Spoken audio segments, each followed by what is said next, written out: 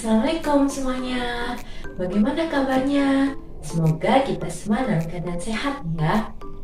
Bertemu lagi bersama saya Ivan Arika Hatulia, mahasiswa pendidikan biologi Universitas Tidar.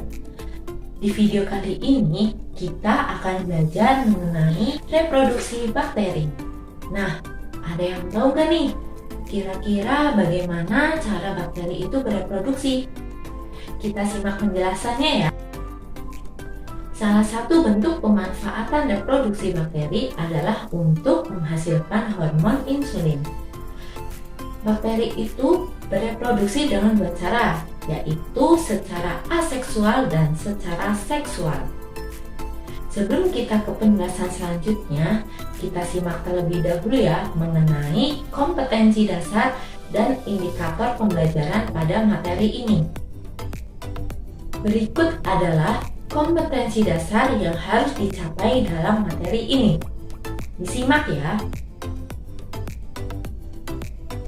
Dan ini adalah indikator pada pembelajaran materi ini.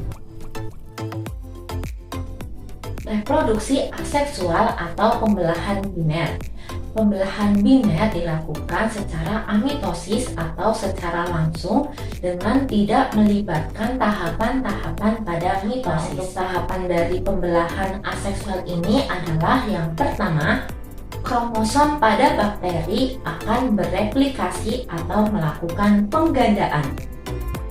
Membran dan dinding sel bakteri akan memanjang serta terjadi segregasi atau pemisahan kromosom. Terjadi sitokinesis atau pembagian sitoplasma sehingga terbentuk dua sel baru yang sama. Pembelahan aseksual ini terjadi sangat cepat. Setiap 20 menit, bakteri akan membelah menjadi dua sel bakteri. Reproduksi seksual pada bakteri atau rekombinasi genetik dilakukan dengan 3 tahapan, yaitu konjugasi, transduksi, dan transformasi. Konjugasi adalah proses perpindahan materi genetik dari satu bakteri ke bakteri lainnya menggunakan jembatan konjugasi.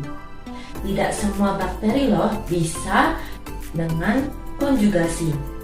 Salah satu bakteri yang menggunakan konjugasi adalah Salmonella typhi. Proses konjugasi diawali dengan saling mendekatnya dua sel bakteri, yaitu bakteri donor dan bakteri resipien. Pada gambar terlihat bahwa gambar yang pertama adalah bakteri donor dan gambar yang kedua adalah bakteri resipien. Hilus dari bakteri donor akan berikatan dengan bakteri resipien sehingga terjadi transfer plasmid dari bakteri donor ke bakteri resipiens dengan jembatan konjugasi. Sel bakteri yang mengandung gen rekombinan akan memisah dan membentuk dua sel yang sama dengan sifat yang sama. Transduksi adalah proses perpindahan materi genetik dari satu bakteri ke bakteri lainnya dengan menggunakan bakteriofag atau virus yang menginfeksi bakteri. Tahapan dari transduksi adalah bakteri diinfeksi oleh bakteriofag sehingga virus akan mengandung DNA dari bakteri tersebut. Virus fag tersebut akan menginfeksi bakteri lainnya sehingga terbentuk bakteri baru dengan rekombinasi gen dari virus menginfeksi. Dan terbentuklah bakteri-bakteri rekombinan. Transformasi adalah proses perpindahan materi genetik dari satu bakteri ke bakteri lainnya.